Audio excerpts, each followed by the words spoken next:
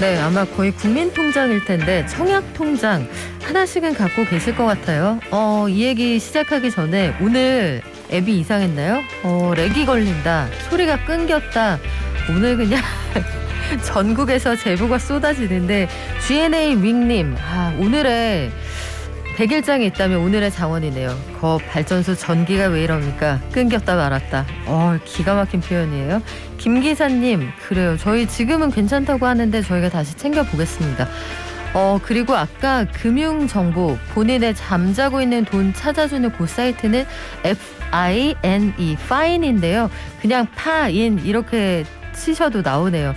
이용해서 꼭 찾아가셨으면 좋겠고요. 청약통장 오늘 거의 특집일 것 같아요. 우리나라에서 청약통장 가입한 사람이 2,848만 명이랍니다.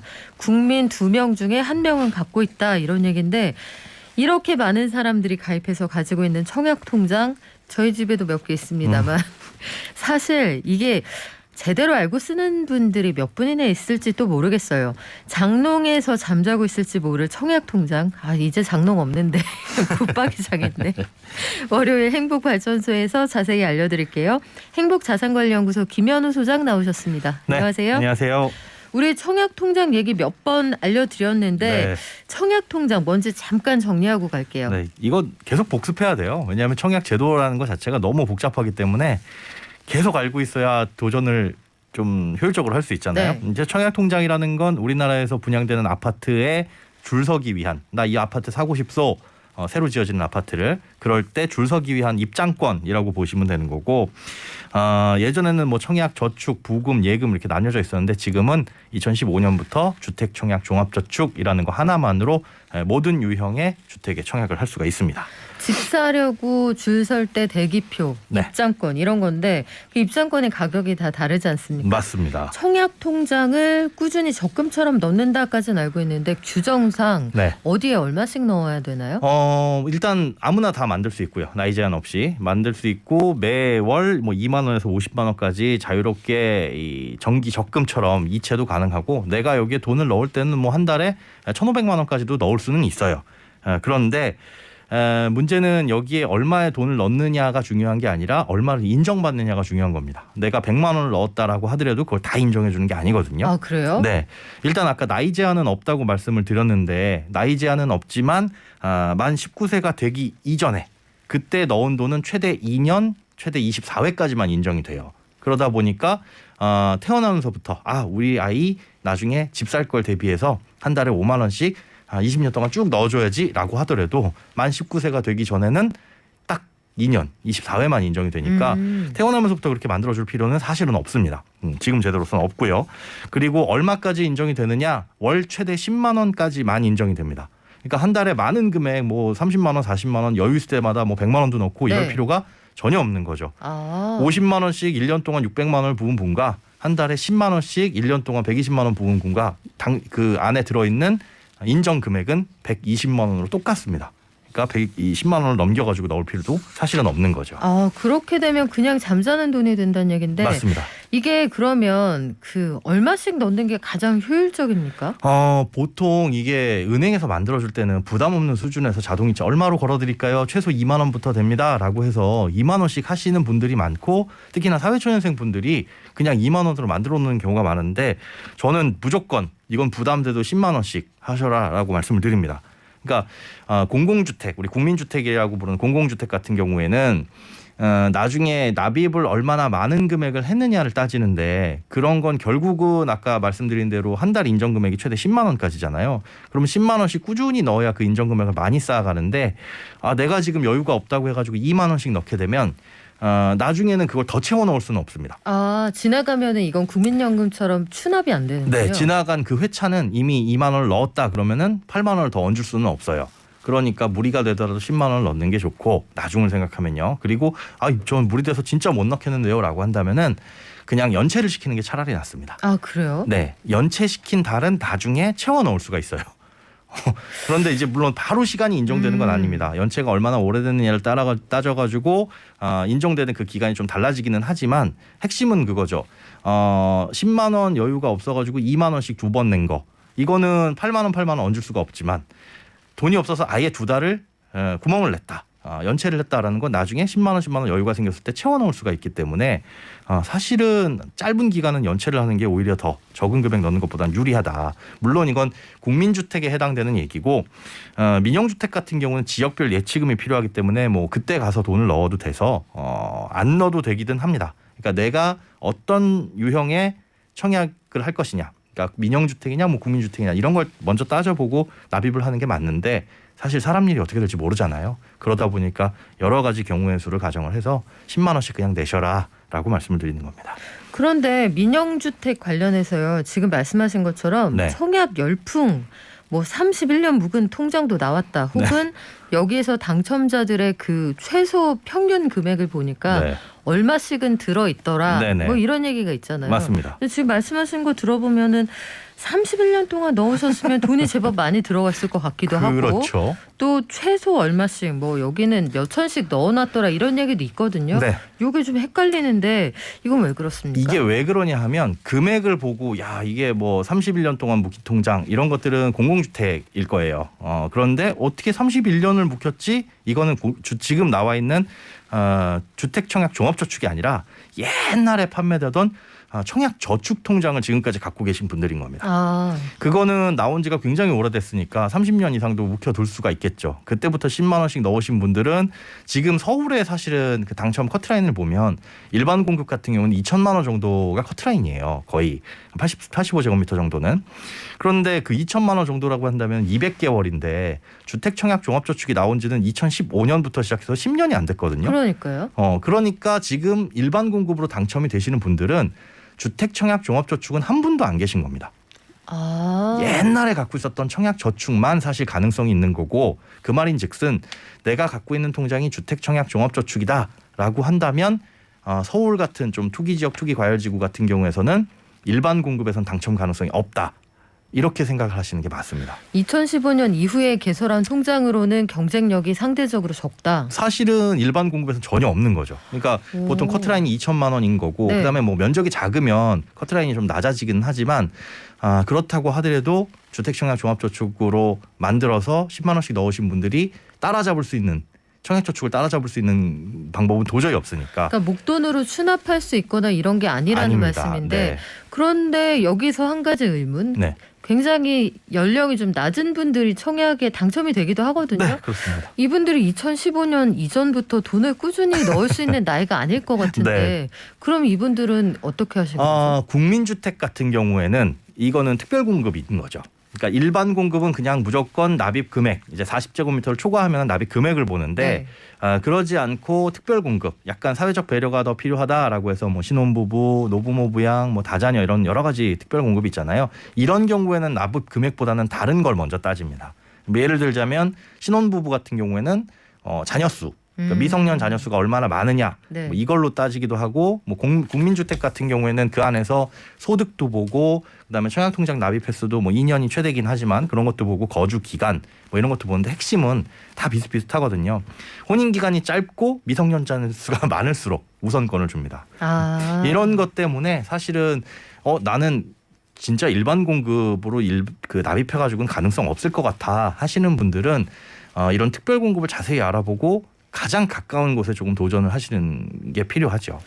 그래서 그 2030 세대들이 네. 이른바 특공을 노리기 위한 전략을 세우고 관련 카페, 뭐 블로그, SNS 굉장히 많거든요. 네. 함께 모여 공부하는. 예. 지난해 신혼부부나 생애 최초 특별 공급은 진입 장벽이 좀 낮아졌다 이런 얘기가 있었어요. 네네. 실제로 그러니까 원서는 낼 수 있다고 치고요. 그렇습니다. 당첨 확률은 어떻습니까? 당첨 확률이라는 건 사실은 뭐가 더 나한테 유리하냐를 따져보셔야 되거든요. 조금 전에 말씀드렸던 신혼부부 특별공급 같은 경우에는 당연히 결혼을 했어야 되고 그다음에 1순위, 2순위가 나뉘는데 1순위는 자녀가 있는 자, 2순위는 자녀가 없는 자입니다. 그러면 자녀가 있는 분들이 우선권 적용하기 때문에 아무리 신혼이고 아무리 지금 행복하고 우리는 금슬이 좋아요라고 해도 자녀가 없으면 가능성이 없는 거거든요. 그러면 신혼부부라기보다는 다른 걸 노려봐야 되겠죠. 이제 노릴 수 있는 게 생애 최초 특별공급인데 이거는 상대적으로 다른 특별공급에 비해서 그 조건이 까다롭지가 않습니다. 그렇기 때문에 경쟁률도 치열한데 말 그대로 생애 최초여야 돼요. 우리 세대에서 주택을 가져본 사람이 아무도 없어야 되고 그다음에 청약을 넣으려는 사람이 5년 동안 소득세를 납부한 이력이 있어야 됩니다. 요게 조금 까다롭기는 해요. 5년 동안 소득세를 납부한 이력이 있다라면 경제활동 한지 제법 되어야 된다는 얘기네요. 맞습니다. 그래서 네. 20대 사회초년생이 지금 바로 취업을 해가지고 넣을 수는 사실은 없겠군요. 없는 거죠. 5년은 최소한 지나야 되고 그다음에 이 안에는 600만 원이라는 돈이 들어가 있어야 됩니다. 청약 통장에. 예, 청약 통장에 그 전에 돈이 들어가 있어야 되고 그렇게 되면 요 요건을 충족하면 생애 최초 특별 공급은 추첨이에요. 그러니까 이거는 많은 금액을 납입하거나 아니면 청약 통장이 오래되건 그런 건 다 상관없이 추첨이기 때문에 운에 맡겨볼 수 있다. 즉 신혼부부지만 우리는 자녀도 없고 혹은 자녀가 있지만 자녀 수가 뭐 1명 정도밖에 안 되고 이런 분들 같은 경우에는 당첨 확률이 사실은 떨어지겠죠. 그런 분들은 차라리 운에다 맡기는 생애 최초 특별 공급을 노리시는 게 오히려 더 유리할 수 있다. 그래서 그 특별 공급에 따라 가지고 이런 것들 좀 전략적으로 미리 준비를 하셔야 됩니다. 그러면 세대원 중에서 집을 가졌던 사람이 있다라고 생각을 하면 네. 청약 당첨 가능성이 상당히 떨어지는 거잖아요. 그렇죠. 지금 뭐 무주택 1순위도 너무 많다고 하니까 1892님이 이걸 물어보시네요. 네. 무주택자였다가 구축을 매매해서 내가 살고 있다. 네. 기존에 청약 통장 가지고 있는데 이거 그냥 둘까요? 해지할까요? 물어보셨어요? 저는 갖고 계시라고 말씀드려요. 그러니까 거기에 큰 돈이 들어있어서 막 몇 천만 원씩 이 돈이 꼭 필요한 거 아니면 사실은 지금 있는 구주택을 파시게 되면 무주택자가 되기 때문에 얼마든지 청약 통장으로 청약을 할 수 있는 조건은 됩니다. 다만 생애 최초 특별 공급은 안 되시겠죠. 네. 하지만 뭐 일반 공급이라든가 또 지금 말씀드린 국민주택 외에도 민영주택 같은 경우는 1주택도 되거든요. 1순위는.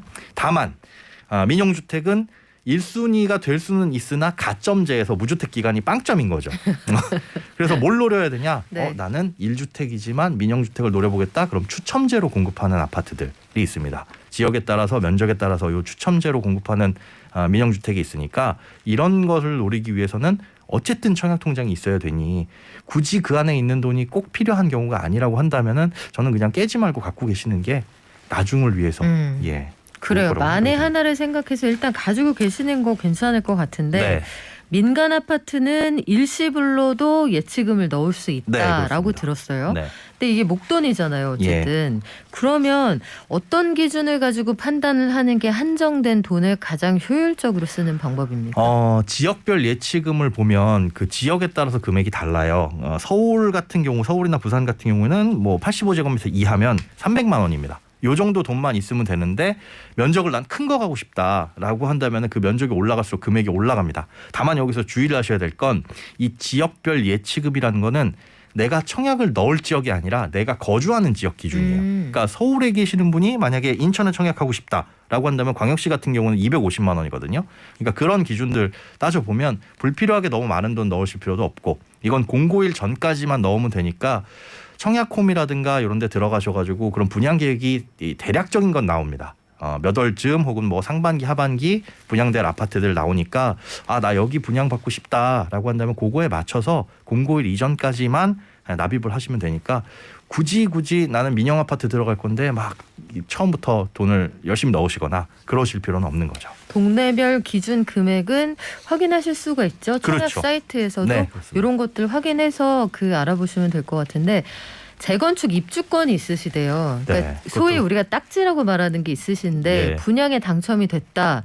그러면 이 입주권을 쓸 수 있나요? 물어보시는 것 같아요. 9116님. 분양에 당첨이 됐다 그런데 입주권을 쓴다라는 게 무슨 의미인지 입주권도 어쨌든 주택으로 보기는 하거든요. 주택수로. 그러니까 당첨이 됐으면은 당연하죠. 그건 입주권이기 때문에 뭐 그게 없어지거나 하지는 않는데. 그러니까 둘 다 쓸 수 있냐 그걸 물어보시는 것 같아요. 네. 그런데 기본적으로 입주권이 있으신 분들은 무주택으로 지금 인정을 못 받는 지역들이 있으니까. 분양 아마 신청 자격이 안 되시지 않을까 네, 싶은데요. 그렇습니다. 근데 만약에 됐다라고 하면은 그게 신청 자격이 안 되지 않는 곳에서 가능한 곳에서 당첨이 되셨거나 그런 거라 자세한 내용은 좀 들어봐야 될 것 같습니다. 네, 구체적인 조건을 좀 봐야겠고 장애인인 경우에 혜택을 물어보셨는데 장애인 특별공급이죠? 특별공급 있습니다. 있는데 다른 것보다 경쟁률이 조금 낮기는 하지만 그만큼 사실은 조금 대상이 되기가 어렵다라는 거죠. 기관 추천 특별공급도 장애인 특별공급과 비슷한데 기관에서 추천을 해줘야 됩니다. 그런 요건들을 좀 따져보시고 맞아야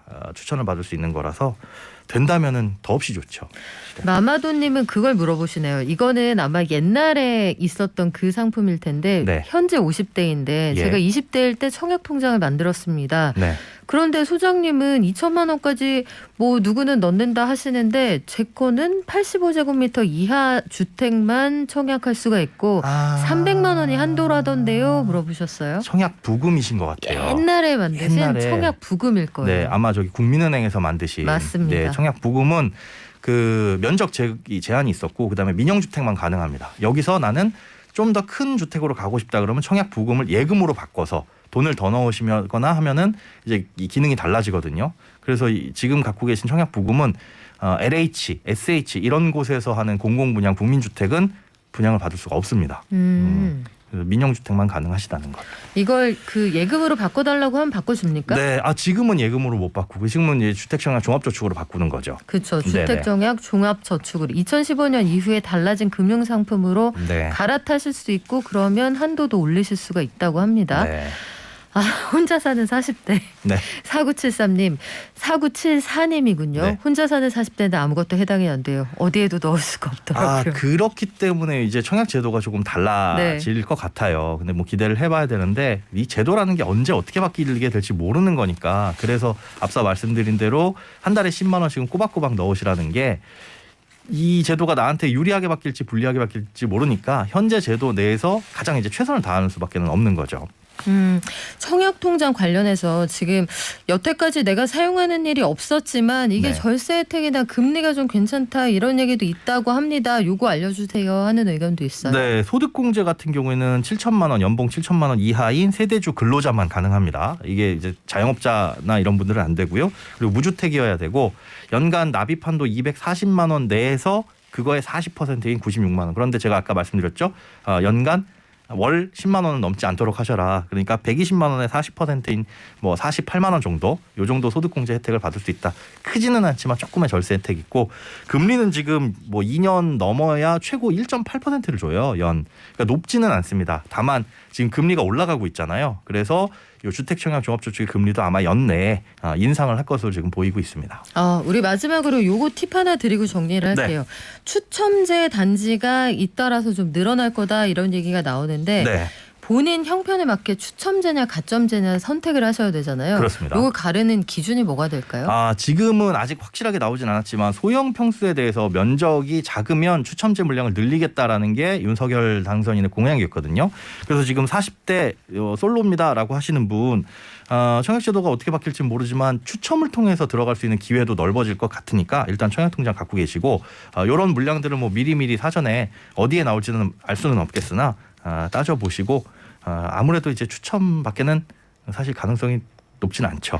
아이가 없거나 1인 가구이거나 그렇습니다. 생애 최초가 아니거나 여러 가지 가점에서 내가 다 불리하다라고 네. 생각을 하시면 운에 맡겨보자. 추첨제로 가보시는 거. 네. 그리고 작은 평수에서 본인이 또 사정에 따라서 늘려가실 수 있는 거니까요. 그렇습니다. 무엇보다 중요한 거는 네. 청약에 당첨이 되더라도 금액을 납입할 수 있어야 되잖아요. 그거를 따져보고 넣으셔야지 이게 이 내가 자금을 마련할 수 없는데 덜컥 당첨만 돼버리면 아까운 것도 포기해야 되니까 그거 꼭 따져보셔야 됩니다. 네, 큰 그림 보자는 말씀. 행복자산관리연구소 김현우 소장이었습니다. 고맙습니다. 네, 고맙습니다.